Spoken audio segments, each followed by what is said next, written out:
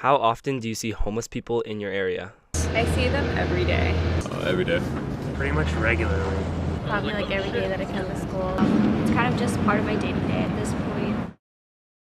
Silicon Valley in the southern San Francisco Bay Area of California is home to 1.9 million people and many high-technology companies such as Apple, Google, and Adobe. However, even in an economic miracle like Silicon Valley, homelessness still remains a prevalent issue. I have, some people I explain what I do, and some people are like, oh my gosh, the homeless, it's like, they have a disease or something. And other people are addressing the situation that it's something that needs to change in this community, especially in Silicon Valley, because it is so expensive to survive here. We talked to John Scott of City Team, a nonprofit organization that provides shelters for the homeless, to gain a deeper understanding of the poverty issue in Silicon Valley. Cost of housing has just skyrocketed, especially in the last 5 years again. And so there are more and more people that are just simply dropping out of housing because they can't afford the rent anymore. The median cost of rent for a two-bedroom house in San Jose is $2,934 a month, in the wider metropolitan area $3,163 a month, causing the poverty rate in Silicon Valley to soar to 18%, meaning nearly 1 in 5 residents live in poverty. For this reason, Silicon Valley has one of the largest homeless populations in the nation, with around 7,600 homeless individuals. While the large homeless population has been a pressing issue for Silicon Valley, the valley is mainly known for their tech industry. The area is looked up to as an example of success, but the very thing that makes it successful is what makes the poverty gap so evident.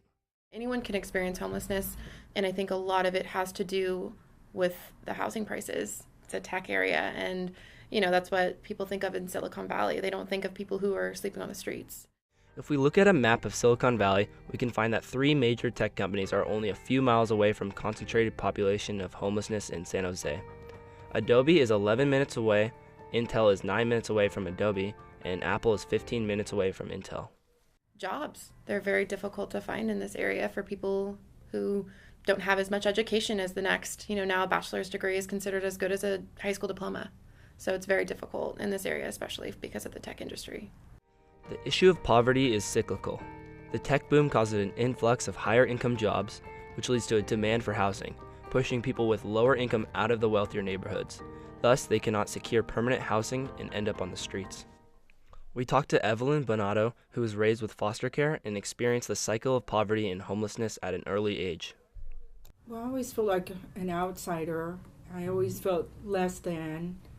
I don't think most people that are not in poverty really understand what it is because they're not having that experience. So the goal here at Downtown Streets Team is to really provide dignity back into people who are experiencing homelessness. And I want to really emphasize on experiencing. We don't like to, say that they are homeless because that doesn't define them as a person.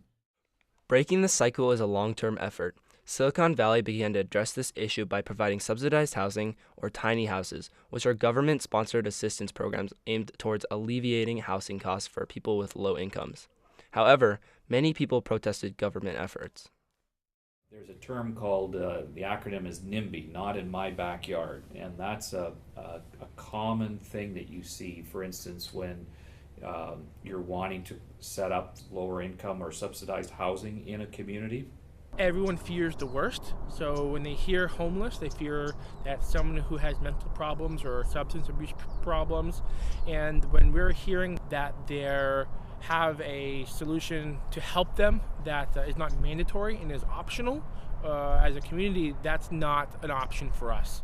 Although homelessness is an issue that involves a variety of complexities, everyone needs to have a share of responsibility and come together as a community in the Bay Area.